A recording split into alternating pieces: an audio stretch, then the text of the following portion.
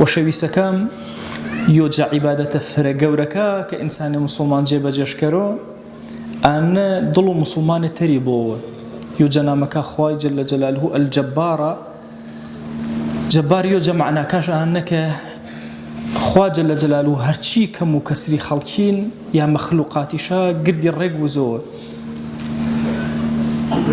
کاتێ تەماشۆ سیرەت و پێغەمبەری کەری صلی الله عليه وسلم فرە مەشهەدێک گەورە گەورەش چەنەنێ کە تاوانش دڵ و خەڵکی بۆوە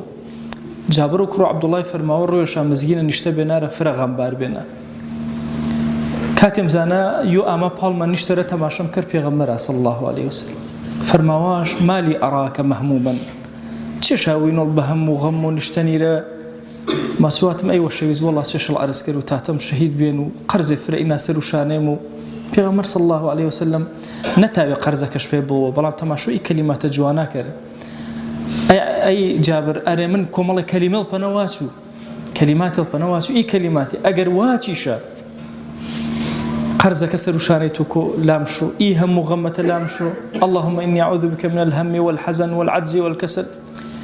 کۆمەڵە کەلیماتێ تەماشەکەرە وەشەویست مەتاوە قەرزەکەیچش پێ بۆوە بەڵام بە چەند کەلیمێوە جوانێ بار و شانە و ئی کەسە موسڵمانەیە سوک کرد دڵەکەیش مۆوە ڕێکش وزۆوە زەید و کوڕ و ئەرقەمی فەرماوە جارێشە دیم بەر و مەدینەوە منافقەکە گر کۆ بێ بێنێ ماچۆ تەماشاکەر بزانە کەس شانیا چەنی ماچۆ سەرە شاکەریۆرە عەبدوڵای کوڕی ئوبەی پەنەژواتێ واتش ئەگەر گێڵایمەوە دلێ مەدینەی لنخرجن الأعز منها الأذل ئێمە کە فرەفرە عەزیزێن و عەزیزتەرینێن مێ زەلیلترینەکەی کە پێغەمبەر و ڕەفیقەکێشانی مهاجرێنەکەن گردی بەرکەرمێ ماچۆ منش ئی کەلیمە فرە پەنە ناڕەحەتە بێ گوش جوانێ لام مامون گێڵنام و پێش ژواتم فریاگنە چێوێ چانە ژواتن ئایش لوا خزمەت و پێغەمبەری صلی الله عليه وسلم عەرزش کرد کاتی عەبدوڵڵا ئینەشە زانا کە قسەکێشا کەشفە بێنەوە زەیدی یاونێنە ئەمە خزمەت و پێغەمبەری صلی الله عليه وسلم قەسەم ژوارد کە چێوی چانە نەبیە پێغەمبەر خوای صلی الله عليه وسلم عەفوە کرد و قەسەمەکەش چانە قبوڵ کرد زانێش دروێ کرد بەس وەشەویست مامەڵەش فرە نەرم بچەنی منافقەکە زەید ماچۆ فرە دڵم مەڕیا گر کەس بە چەمێوە تەماشەم کەرێ کە ئەنەما تۆ فیتنەیەوە گەورەڵ کرد و ڕاستیش نەبێ ماچۆ دڵم فرە مەڕیا بێ لێ ناڕارە فرە بە بێتاقەتی هەرچ کەسی وینێنە سڵامی ئاعتیادی چ بۆ نەکردن ئەجەم بە تەعلیق و سڵاوم کەرەوە فرە ناڕەحەت بێنە ماچۆ کاتێ پاسە خەیاڵاتە نەبێنات من توێم تووشە چ مصیبەتێوە کەری قسێمە گێڵناوە ماچۆ مڵیە یۆ پاسە سوکە سوکە گۆشم وامەوە کە لام کردم و یۆ پێغەمبەرە صلی الله عليه وسلم تێر خوا وەران وەرم ماچۆ وەڵڵاهی ئەگەر گڕوێ زەلیل بێنە بەس ئەپاسە دەموچەم و جوان و پێغەمبەریم دێ صلی الله عليه وسلم کیفایەت بێ پێم ماچۆ بەسەرە ئیشارەتیەوەش پێ کردە کە ئەنەما تۆ ڕاز ماچی یاونانێشەنە کە بێدەنگ کەرە سەر و ئیچێوە بێدەنگیشە سەرکەرە ماچۆ کاتێ دماوینە ئاەتە قورئانی ئامارەوار ئینجا حاڵیم بی وەڵڵاهی حەز کردنە تا ڕۆ قیامەتی گۆشەکەیم وا بۆ پێغەمبەر صلی الله عليه وآله وسلم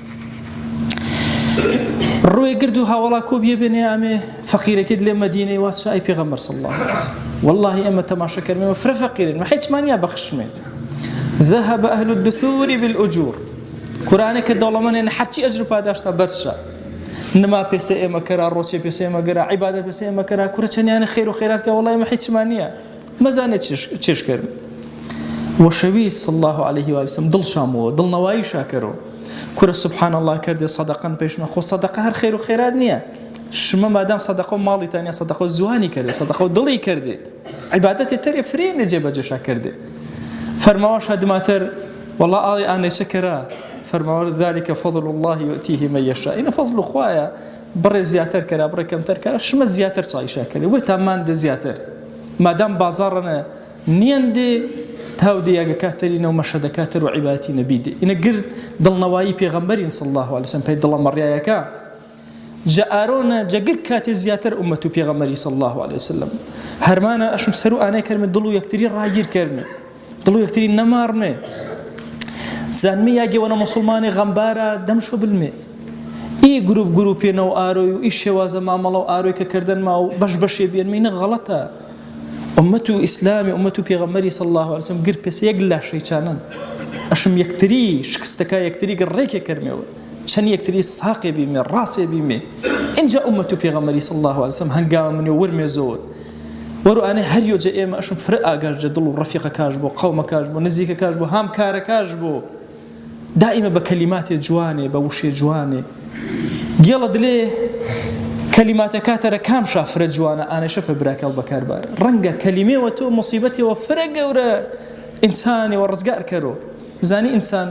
ئەچاکات و مصیبەتانە قسە جوانەکێ کەلیماتە جوانەکەش قەد ویر مەشاوە ئەڵامە عائیشە ڕەزا و ڕەحمەت خوا ژۆنەوە گەڵنەوە پێ صەحیح بوخاری ئامان فەرماوە کاتێک کە حادیثە و ئیفکی ڕۆژدا فرە ناڕەحەتە بێنە ماچۆ بەس گرەوای گرەوێنە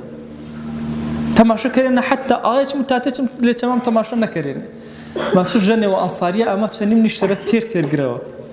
فاچۆ وەڵای قەد ئامەشە دەبە ویرمەشەوە کە ئەمە چەندیم گرەوە پێغەمبەر صلی الله عليه وسلم کاتو غەزوە ئوحودی نەکاتێک کە مامۆش شەهید بی تەماشەش کرد گر کەس کە ملۆوە شەهیدەکەی وەش خەڵک پێش گرەوە تەماشەکە حەمزە کەس پێش مەگرەوە پێغەمبەری خوا صلی الله عليه وسلم دڵغەمبار بێ کناچەکەی ئەنساری ئەمە دەستشاکر گرەوای وەروانەی دڵ و پێغەمبەری بڵاوە صلی الله عليه وسلم ئەئینە ئومەت و پێغەمبەرین ئەپی شێوازە مامەڵە چەند یەکتری کەرمێ حتا باری کۆمەڵایەتی ما بەهێزتر کەرمێ ئینامی خەیرە گەورەترە و ڕەحمەتی گەورەترە جە حوزور و خوایە و بەرەکەت و ڕەحمەت زیاتر وارۆ ملمارە کۆتا قسەم خزمەتانە فەرماوە ئەی ئا کەسێک کە ئینای فرە ناڕەحەتینە وەڵ فرە غەمبارەنی دڵە فرە مەڕیان لووە غەم وەرە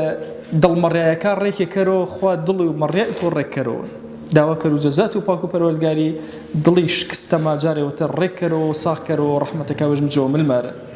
وأوصيكم أيضا بالصلاة والسلام على رسول الله حيث أمرنا الله تبارك وتعالى في محكم تنزيله قائلا إن الله وملائكته يصلون على النبي يا أيها الذين آمنوا صلوا عليه وسلموا تسليما اللهم صل على سيدنا محمد وعلى آل سيدنا محمد وبارك على سيدنا محمد وعلى آل سيدنا محمد كما صليت وباركت على إبراهيم وعلى آل إبراهيم إنك حميد مجيد